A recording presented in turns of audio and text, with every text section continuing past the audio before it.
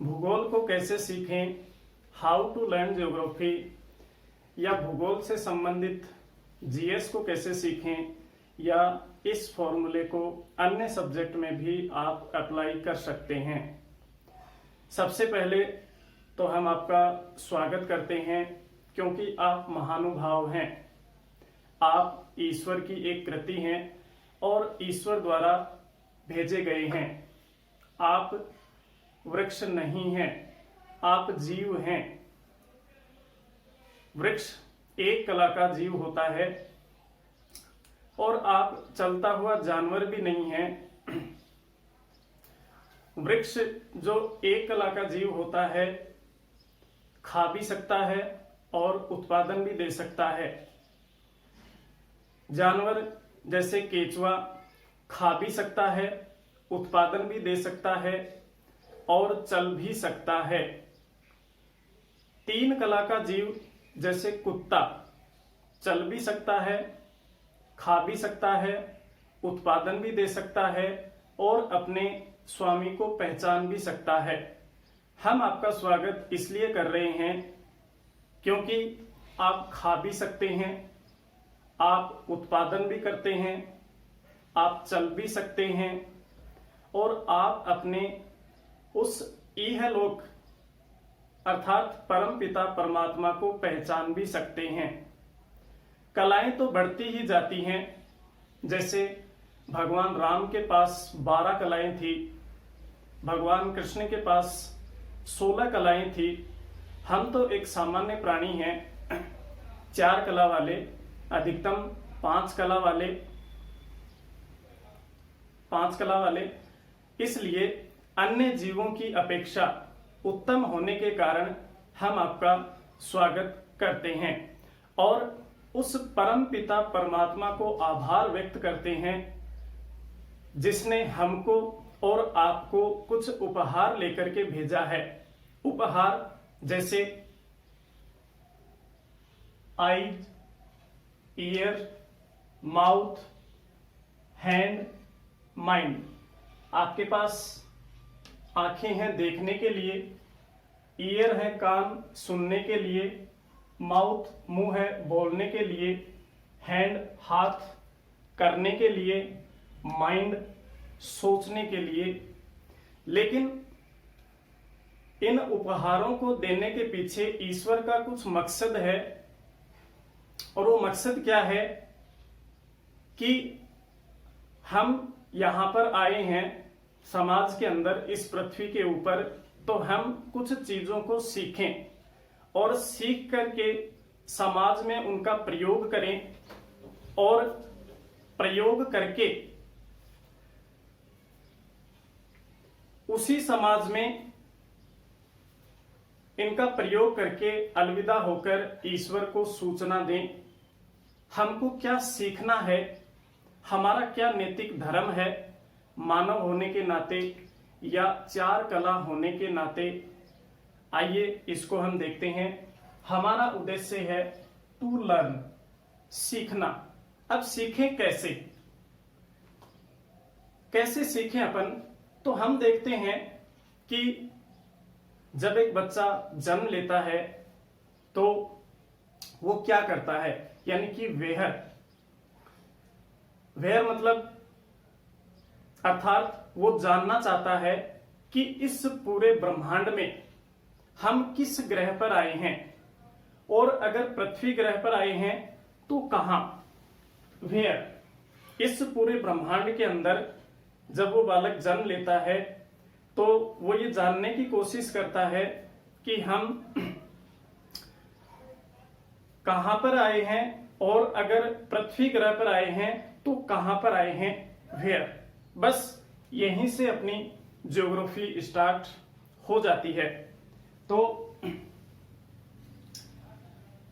अब जैसे बालक ने जन्म लिया तो खुले आसमान के अंदर वो सांस लेता है, अर्थात हवा का अनुभव करता है। कोई सीखने की चीज नहीं है, अनुभव करने की चीज है। उसके बाद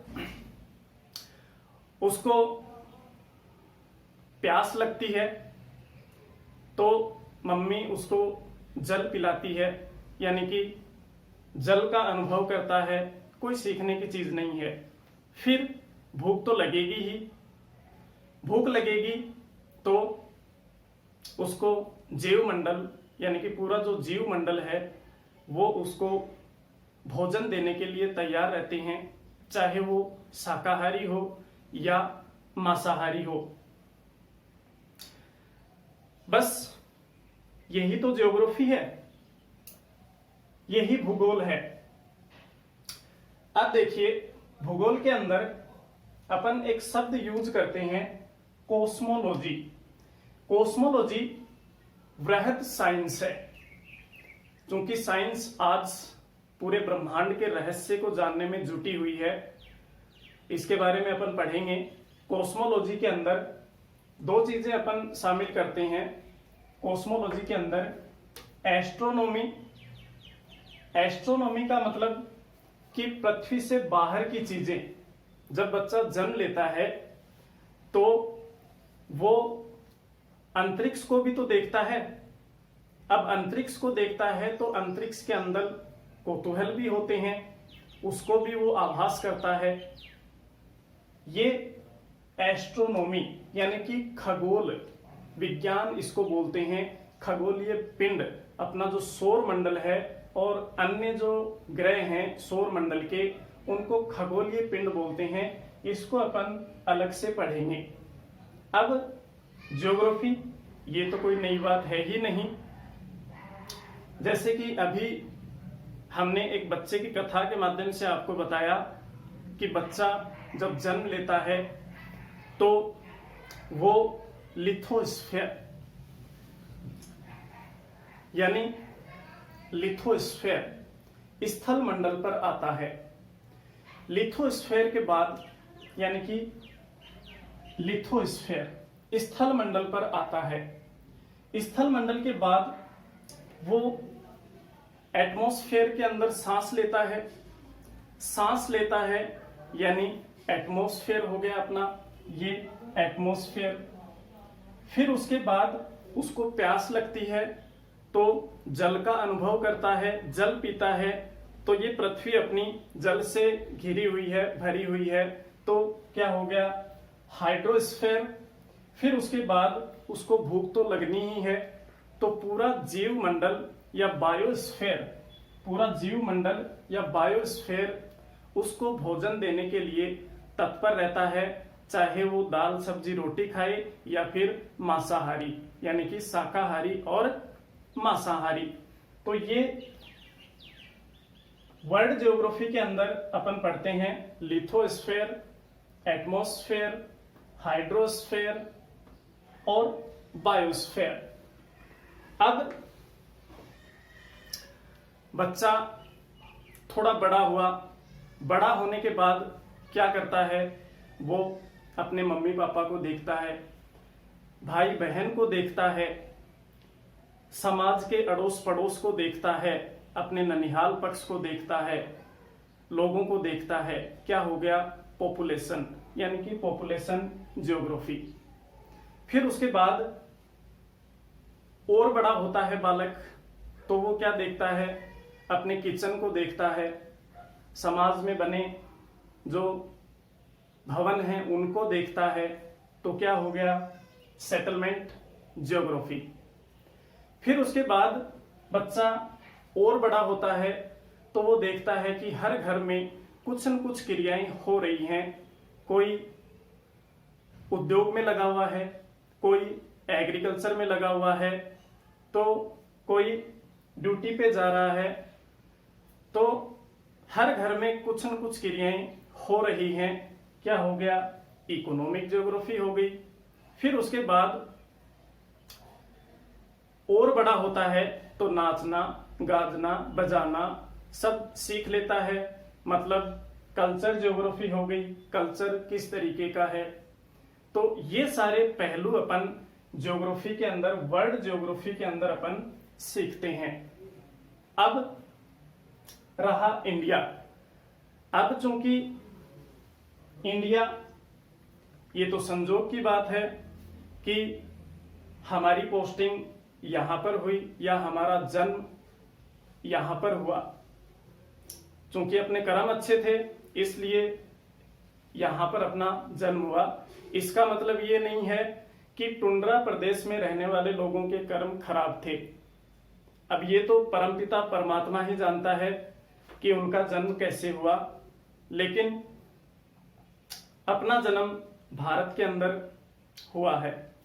अब चूंकि अपना वतन है, अपने वतन के लिए जीना है, अपने ही वतन के लिए तो मरना भी है।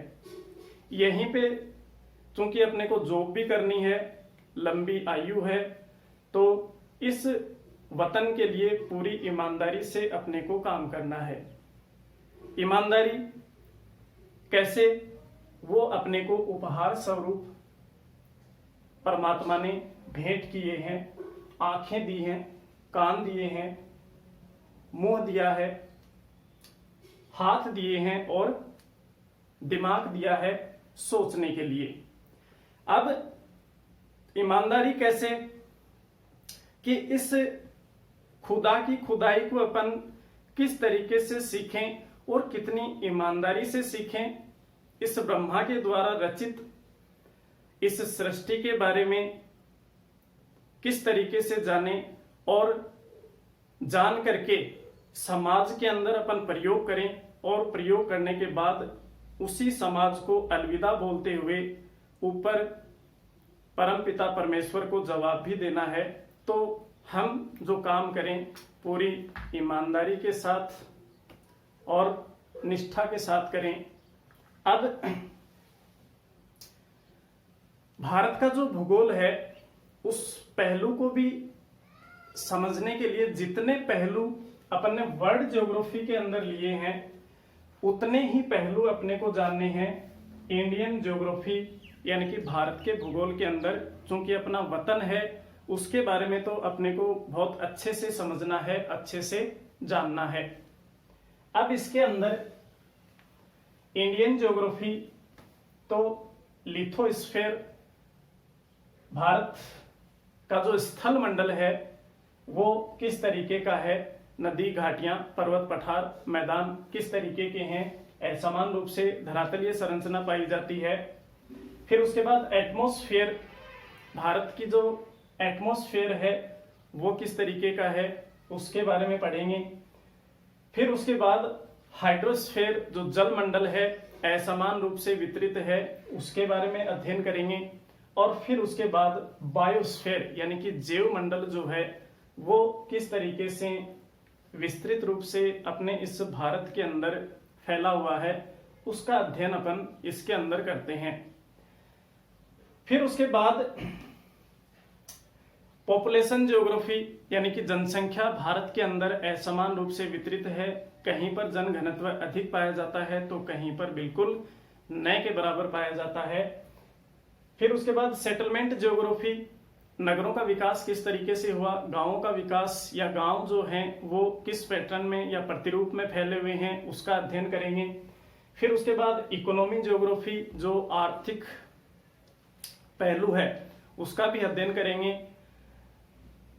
आज से लेकर के या भूतकाल से लेकर के और आज तक और भविष्य के अंदर क्या क्या संभावनाएं हैं, किस तरीके से डेवलपमेंट होता है उसका अध्ययन अपन करेंगे। फिर उसके बाद कल्चर, पूरे भारत के अंदर जो कल्चर है उसका अध्ययन करेंगे कि अपने भारत का कल्चर क्या है और किस तरीके से अपन इसका अध्ययन करते हैं। अब इन सब चीजों को आपने अध्ययन किया, अब इनको सीखें कैसे, मतलब सीखते कैसे हैं वो चीज अपने को आनी चाहिए कि किस तरीके से अपने को सीखना चाहिए। तो उस परमपिता परमात्मा ने आपको कुछ उपहार देकर के भेजे हैं, तो उनमें एक उपहार है आईज यानी कि आंखें। आंख जो है वो देखने के काम में आती है, लेकिन उसके अंदर इसके अंदर देखें तो देखना दो तरीके से होता है, एक तो होता है लुक और एक होता है सी। अब बच्चा जब जन्म लेता है तो कै ख ग यानी कि वो क्या करता है, अक्षरों को लुक यानी कि देखता है। ठीक है, कै ख ग। बच्चा थोड़ा और बड़ा होता है तो फिर उसके बाद 10वीं 12वीं या कॉलेज के अंदर, तो उसके बाद वो सी करने लगता है, यानी कि कै ख ग को जोड़ दिया तो शब्द बन गया खग। और फिर उसके बाद खग, खग ही जाने, तुलसीदास को समझने लगता है, खग ही जाने खग की भाषा। तो इस तरीके से देखने का मतलब लुक, और एक हो गया सी। लुक बिना माइंड के अपन देखते हैं, और सी के अंदर आईज आंखों का भी प्रयोग करते हैं और माइंड का भी प्रयोग करते हैं। तो फिर इस तरीके से अपने दिमाग का विकास होने लगता है धीरे धीरे। दूसरा अपने को दिया है ईयर, कान सुनने के लिए होते हैं। अब जैसे कान जो होते हैं वो सुनने के लिए होते हैं। अब इसमें भी सुनना दो तरीके से होता है। कैसे? एक तो हियर होता है और एक होता है लिसन। ज्यादातर लोग हियर करते हैं, ठीक। और अपने एक कहावत भी है मारवाड़ी भाषा के अंदर, एक कानू सुन दूसरा कानू काट दे, है ना। हियर, केवल हियर करते हैं, ठीक है ना, कोई इसका माइंड से कोई लेना देना नहीं है। एक होता है लिसन।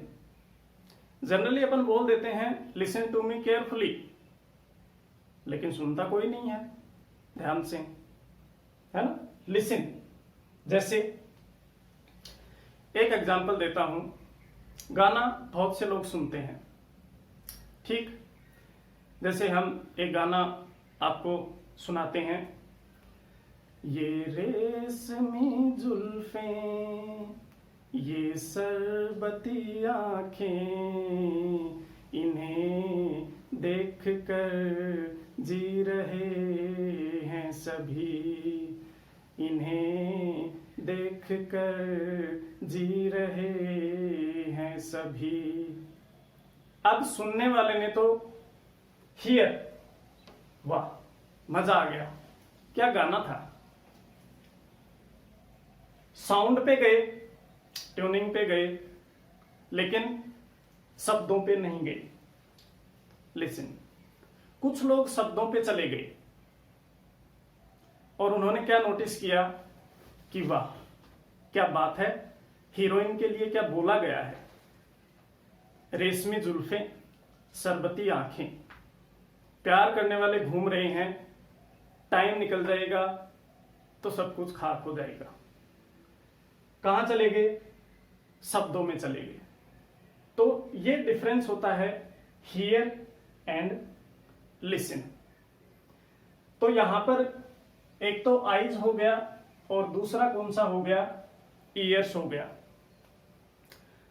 अब अपन देखें, तीसरी जो चीज है उपहार के रूप में अपने को भेंट हुई है मुंह बोलने के लिए। अब बोलना जब स्टार्ट कर देंगे तो आप रीड करेंगे, और रीड करेंगे तो फिर उसके बाद स्टडी। अब यहां पर बात अटकती है आकर के स्टडी। अब आप लोग क्या पढ़ते हो मुझे नहीं पता, लेकिन पढ़ते जरूर हो। अब किस तरीके से पढ़ते हो ये आप लोग ही जाने। जैसे लेटर्स को पढ़ा, फिर उसके बाद वर्ड्स, फिर उसके बाद सेंटेंस, ठीक। लेटर्स फॉर एग्जाम्पल के लिए, एक विद्यार्थी अखबार लेकर के खड़ा हुआ था और पढ़ रहा था बुगेट बुगेट बुगेट। आज संसद में होने वाला है बुगेट, पेश होने वाला है बुगेट। हम भी पास में खड़े थे तो सोचा कोई शब्द आज नया आया है पेपर के अंदर, हम भी सीखने की कोशिश करते हैं कि भैया बुगेट है क्या। फिर देखा तो BUDGET यानी कि बजट। कि आज संसद भवन के अंदर बजट पेश होने वाला है। अब अगर वो पहुंच जाए तो उसका तो बुगेट वहीं पे पास हो जाए। बुगेट अर्थात लेटर्स को नहीं पढ़ा। अगर लेटर्स को पढ़ते BUDGET तो शायद हम मार नहीं खाते या फिर अपना जो उच्चारण है वो सही तरीके से होता। चलिए दूसरा एग्जाम्पल ले लेते हैं। एक बार हम ज्योग्राफी का ट्रिप या टूर लेके गए पुणे, मान लीजिए पुणे। अब हमने बोल दिया स्टूडेंट्स को कि भाई IMD मतलब इंडियन मेट्रोलॉजी डिपार्टमेंट पुणे के अंदर है, अंतरिक्ष विज्ञान हिंदी के अंदर पुणे के अंदर स्थित है। तो भाई जहां पर भी आए एक बार बस को रुकवा लेना, देख लेते हैं चलते चलते। फिर उसके बाद तुरंत आवाज आई पीछे से कि सर मिल गया IMD मिल गया। बस रुकवा ली। अब जैसे ही उतरे और वहां पर देखा तो मैं जैसे ही वहां पर गया बच्चों ने कहा कि सर आपसे मिलना चाहते हैं। तो वहां पर जो रिसेप्शन पे बैठा था मैं गया, तो फिर उसके बाद बोले आइए सर। तो फिर मैंने देखा वहां पर कुछ मेजरमेंट के इंस्ट्रूमेंट रखे हुए थे, नाप तोल के, मतलब एक नाप विद्या होती है जिसको अपन बोलते हैं मेट्रोलॉजी, जिसके अंदर अपन उसको बोलते हैं मेट्रोलॉजी, मीट्रियोलॉजी और मेट्रोलॉजी। लेकिन क्या लेटर्स पे नहीं गए, मीट्रियोलॉजी और मेट्रोलॉजी, एक हो गया अंतरिक्ष विज्ञान और एक हो गया नाप विद्या इंस्ट्रूमेंट। अब क्या करें? तो फिर मैंने पूछा कि भाई हम तो यहां पर इसलिए रुके हैं कि यहां पर IMD कहां पर है। तो फिर उसके बाद रिसेप्शनिस्ट जो था वो समझ गया कि सर आप शेखावाटी से तो नहीं है। तो फिर मैंने कहा भाई हाँ शेखावाटी से हैं और ये जितने भी स्टूडेंट हैं ये भी शेखावाटी से ही हैं, क्योंकि कितना अच्छा तरीका है ना अपनी मतलब गलतियों को छुपाने का या दिमाग लगाने का। तो फिर उसके बाद उसने जवाब दिया कि सर यहाँ से और आप 150 किलोमीटर की दूरी पर IMD है। तो इस तरीके से अपन लेटर्स पे ध्यान नहीं देते हैं। तो मेरा मानना है कि हम जो है लेटर्स पे ध्यान दें, लेटर्स को पढ़ें, फिर उसके बाद वर्ड्स को पढ़ना भी जरूरी है। जब लेटर्स पढ़ेंगे तब उसके बाद वर्ड्स को पढ़ना भी जरूरी है। कैसे?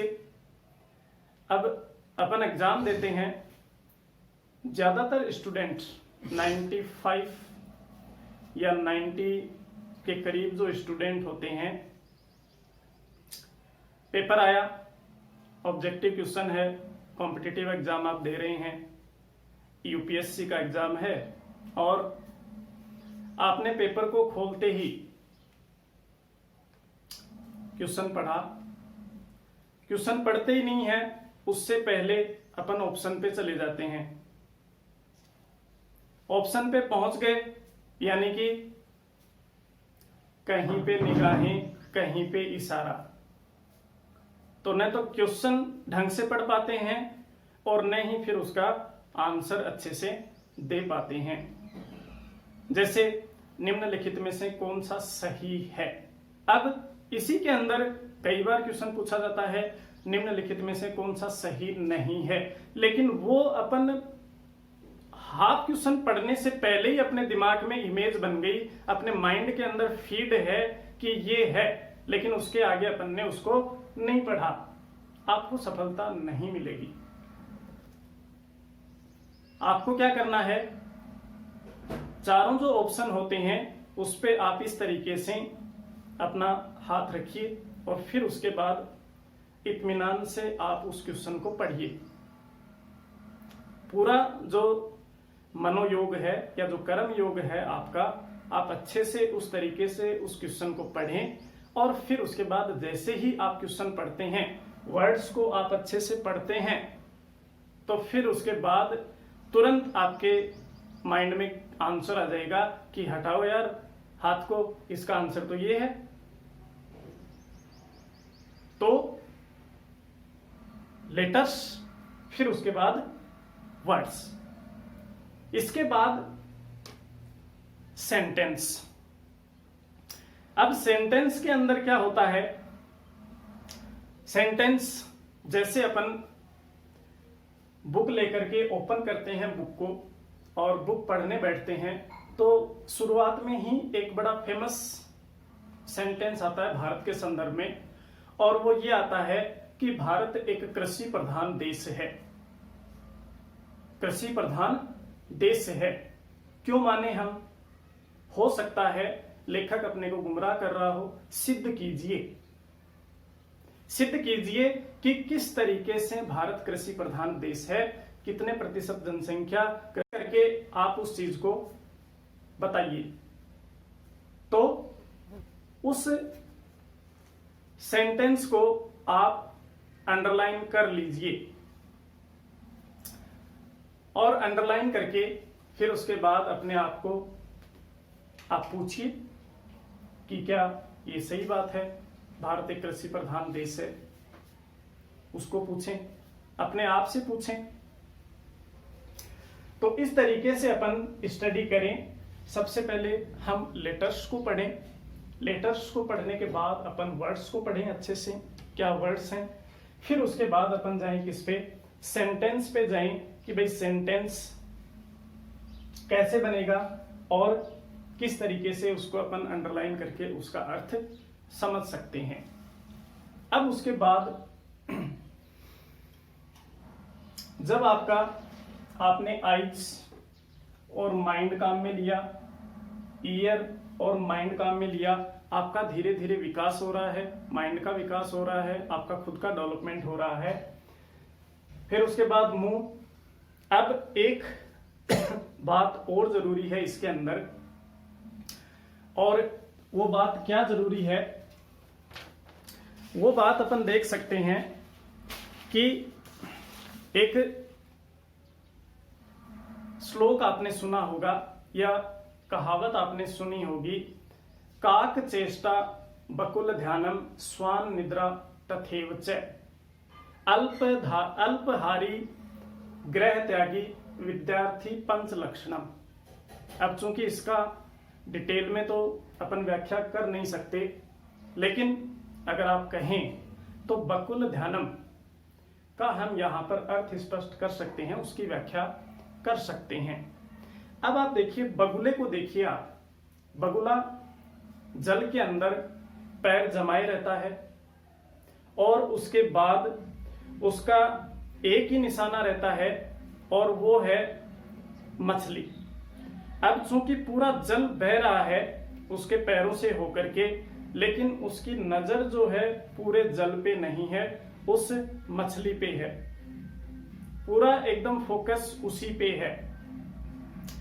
अब जैसे ही मछली आती है, तो मछली जैसे ही आई तो फिर उसके बाद वो क्या करता है, छपाट, ठीक है ना, उस पर टूट पड़ता है, और वो भी आंखें बंद करके। अब देखिए अपन जैसे ही बुक को ओपन करते हैं, पूरे सेंटेंस यानी कि पूरे वर्ड यानी कि पूरा जो पेज है उस पे अपनी नजरें हैं, ठीक है ना। पूरा पानी बह रहा है बगुले के सामने, लेकिन बगुले का ध्यान केवल और केवल किस पे है, अपने लक्ष्य पे है।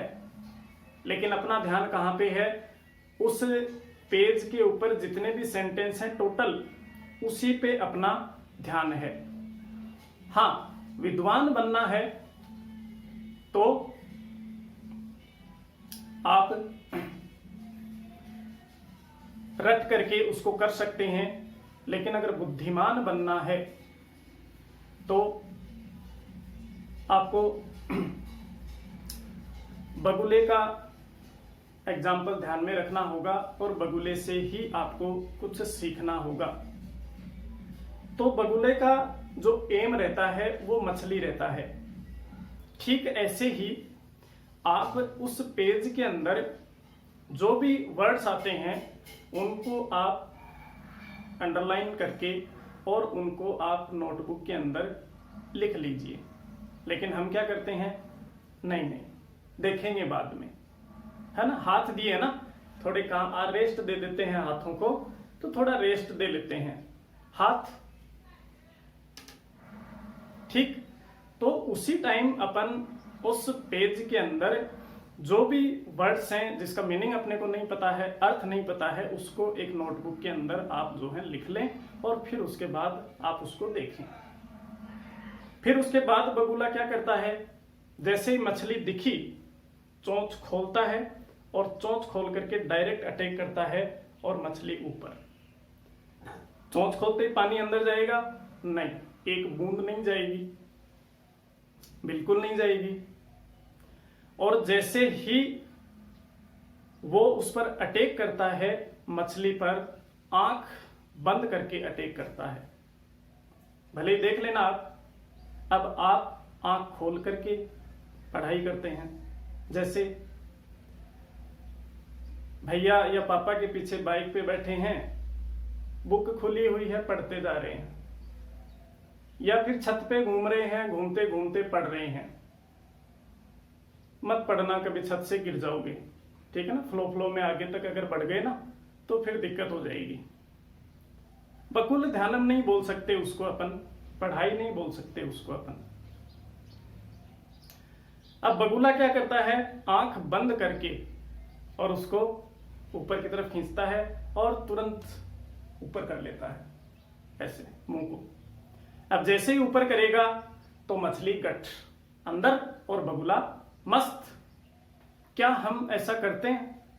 नहीं करते। हम शब्द को क्या चुनते हैं और फिर उसको चुन करके क्या हम इस तरीके से 1 सेकंड या 30 सेकंड तक आंख बंद करके और उसका चिंतन मनन करते हैं कि भाई इसका अर्थ क्या है? नहीं करते। तो ये बात अपने को बगुले से सीखनी है। अब जब आप इस तरीके से आपका माइंड डेवलप हो गया, आप आंखों से देखने लग गए माइंड के साथ, आप कानों से सुनने लग गए माइंड के साथ, लिसन, आप मुंह से बोलने लग गए लेटर्स, वर्ड्स और सेंटेंस के साथ, और आपने उन वर्ड्स को नोटबुक के अंदर जब लिखना स्टार्ट कर दिया और उसका मीनिंग समझने लग गए, तो फिर उसके बाद आपकी बैटरी चार्ज हो जाती है, आप बिल्कुल डेवलप हो जाते हैं, आपका विकास हो जाता है, आप फुल एनर्जिट हो जाते हैं, आपका कंप्लीट रूप से विकास हो चुका है। अब उस विकास पर फोकस कैसे करें? जो अपना विकास हुआ है या जितना अपन ने इसको सीखा है, किस तरीके से सीखा वो भी अपन ने बात करी। अब फोकस कैसे करें? इन सब सारी चीजों को देख करके अब फोकस कैसे करें? अब देखिए, लाइफ के अंदर चाहे वो पढ़ाई है, चाहे वो नॉर्मल लाइफ है, या किसी भी तरीके से अपन लाइफ का गुजारा कर रहे हैं, जीवन व्यतीत कर रहे हैं, ये फॉर्मूला वहां पर भी लागू होता है। आप जिंदगी में 4 क्वेश्चन अपने आप से पूछिए या उससे पूछिए, अगले से 4 क्वेश्चन अपने आप से या अगले से पूछिए। 4 क्वेश्चन कौन कौन से? व्हाट, तुम क्या हो? मतलब अपन जब भी कोई समारोह के अंदर जाते हैं तो अपन जो परिचित नहीं होता है पूछते हैं आपका नाम क्या है, जनरली अपन करते भी हैं। व्हाट, फिर उसके बाद वेयर, कहाँ हो, नाम बताया, मेरा नाम ये है। फिर पूछा वेयर, कहाँ हो आजकल, अगर जॉब लगी हुई है तो आप बता देंगे कि वहां मेरी पोस्टिंग है। फिर उसके बाद व्हेन, कब आई। समारोह के अंदर जैसे ही जाते हैं तो ये नॉर्मल बातें होती हैं और पूछते हैं कि कहाँ कब आए यहाँ पर, तो आप बोलते हैं कि बस अभी अभी पहुंचा ही हूँ, 5 मिनट हुए हैं। तो जब आपकी पोस्टिंग होती है तो पूछते हैं कि भैया आप कब आए, तो आप बता देते हैं कि 20 तारीख को या 25 तारीख को पहुंचा। फिर उसके बाद हाउ, अभी कैसे हो, फिलहाल क्या स्थिति है, तबीयत कैसी है, स्वास्थ्य कैसा है, लाइफ में क्या चल रहा है। ये सारी चीजें आप जिंदगी के अंदर या लाइफ के अंदर भी आप ये क्वेश्चन पूछ सकते हैं। ये फॉर्मूला हर जगह लागू होता है, हर जगह। अब चूंकि अपन पढ़ाई से संबंधित बात कर रहे हैं तो पढ़ाई पर तो आपको पता ही है 100% लागू होगा। और किस तरीके से लागू होता, जैसे अपन देख लेते हैं कि हिमालय ले लीजिए, ठीक है। तो आप हिमालय से क्वेश्चन करिए, हिमालय से क्या क्वेश्चन करेंगे, व्हाट, कि भाई आप क्या हैं। तो हिमालय कहेगा कि मैं एक वलित पर्वत हूं, ठीक है, फोल्डेड माउंटेन, ये इसका आंसर हो गया। फिर उसके बाद वेयर, कहां हो भाई आप, मतलब हिमालय आप हो कहां पर, आप उत्तरी अमेरिका में हो, आप दक्षिणी अमेरिका में हो, आप एशिया के अंदर हो, आप यूरोप के अंदर हो, आपकी स्थिति क्या है, लोकेशन क्या है, आप कहां पर हो, तो आप बता देंगे कि नेपाल की सीमा पर मेरी लोकेशन है, स्थिति है। फिर उसके बाद हाउ, उसके बाद व्हेन। व्हेन मतलब हिमालय से आपने पूछा कि भाई आप कब आए, यानी कि आपकी उत्पत्ति कब हुई, तो आप फिर उसके बाद उसकी उत्पत्ति के बारे में लिखेंगे पूरा डिटेल से कि कौन कौन से काल में उसकी उत्पत्ति हुई। इयोसीन, मायोसीन और प्लायोसीन, इन 3 काल के अंदर हिमालय की उत्पत्ति मानी जाती है। तो इन तीनों कालों के अंदर कौन कौन से फोल्ड का निर्माण हुआ, कौन कौन सी पर्वत श्रृंखला का निर्माण हुआ, वो सारी डिटेल आपको व्हेन के अंदर देनी है। आपका आंसर बन रहा है। फिर उसके बाद लास्ट में हाउ, अभी क्या स्थिति है, कि भाई हिमालय अभी क्या चल रहा है आपकी लाइफ के अंदर, या फिलहाल क्या स्थिति है। तो वो बताएगा कि भाई मैं अभी भी जो है अभी बढ़ रहा हूं, अभी मेरी ऊंचाई जो है वो बढ़ रही है, मेरी हाइट जो है वो फिलहाल बढ़ रही है। तो इस तरीके से अपने को एक सिस्टमेटिक तरीके से अपने को काम करना है, और ये लाइफ के अंदर भी अपन इस फॉर्मूले को यूज कर सकते हैं। जैसे चलिए छोड़िए, आप ज्योग्राफी के स्टूडेंट नहीं हैं, आप इकोनॉमिक की बात कर लीजिए, अर्थव्यवस्था, ठीक, पूछिए अर्थव्यवस्था क्या है। फिर उसके बाद वेयर, कहां, पूरे वर्ल्ड के अंदर अर्थव्यवस्था कैसी क्या चल रही है, कहां पर, व्हेन, कब और कैसे, हाउ, फिलहाल स्थिति क्या है इकोनॉमी की। चलिए छोड़िए, आप इकोनॉमिक के भी स्टूडेंट नहीं हैं, आप पॉलिटिकल साइंस के स्टूडेंट हैं, टेररिज्म पर बात कर लीजिए। Terrorism, what is terrorism, terrorism होता क्या है, आप उसके बारे में बताएंगे। वेयर, कहां पर ज्यादा है, उसके बारे में आप बता सकते हैं। व्हेन, कब कब और कितना कितना टेररिज्म बढ़ा, और हाउ, कैसे, और अभी क्या स्थिति है, तो आप ये भी कर सकते हैं। चलिए छोड़िए, आपका पढ़ाई से कोई लेना देना ही नहीं है, आप एक सामान्य जीवन व्यतीत कर रहे हैं, तो आप घर से जब निकलते हैं, और घर से जैसे ही आप निकलते हैं तो एक सुअर आ रहा है सामने से, आपने देख लिया, तो कम से कम आप उससे इतना तो पूछ लीजिए कि व्हाट, कि वो है क्या, भाई तू भैंस है, सुअर है, गधा है, या क्या है, व्हाट, इतना तो आप उससे पूछ ही सकते हैं। फिर वेयर, कि अभी मैं घर से निकला हूं, तू कहां पे है, कहां पे दिखाई दे रहा है, ठीक है ना, कि भाई मैं वहां पर हूं तो इतने में मैं निकल सकता हूं, बाइक लेकर के, तू आएगा तब तक मैं निकल सकता हूं। व्हेन, कब तक पहुंचेगा मेरे पास, कि अगर मैं भी इधर से आ रहा हूं और तू भी उधर से स्पीड से आ रहा है, पर जब दोनों स्पीड से जा रहे हैं तो फिर हो गया कल्याण दोनों का। सुअर का या भैंस का तो होगा नहीं, आपका जरूर हो जाएगा। तो लाइफ में कम से कम उससे इतना क्वेश्चन तो आप पूछ ही सकते हो कि बहन अभी स्थिति क्या है सुअर तेरी, कि भाई आप यहां पे पहुंचा और मैं यहां पे पहुंचा हूं, तो मैं अभी निकल सकता हूं, तो पीछे से आ जाना। फिर उसके बाद हाउ, अभी क्या स्थिति है, अभी ये स्थिति है कि मैं निकल गया, या सुअर स्पीड से है तो आप रुक जाइए, तो दुर्घटना होने से बच जाएगी। तो कहने का मतलब ये अपन इस तरीके से भी इसको लाइफ के अंदर लागू कर सकते हैं। तो अपने को इस तरीके से अध्ययन करना है पूरा ज्योग्राफी का, हाउ टू लर्न ज्योग्राफी, भूगोल किस तरीके से सीखें और कौन कौन सी बातों का अपन ध्यान में रख सकते हैं। एक चीज और यहाँ पर आंखों को लेकर के जो बात हुई थी उसमें देखिए, बच्चा, एक एग्जांपल और दे देता हूं इसका। बच्चा जब आता है तो क्या करता है, अपनी मां को देखता है, केवल क्या करता है, लुक करता है, देखता है। फिर उसके बाद थोड़ा और बड़ा होता है तो फिर उसके बाद क्या करेगा, अपनी मां को पहचानने लगता है कि भाई औरतें तो और भी हैं लेकिन ये तो अपनी मां है, ये तो अपनी मां है। फिर उसके बाद थोड़ा और बड़ा होता है तो फिर उसके बाद वो देखने लगता है कि मां तो मां होती है, उसके अंदर एक दिव्य आत्मा है। बड़ा होने के बाद सी देखने लगता है वो कि मां के अंदर एक दिव्य आत्मा है।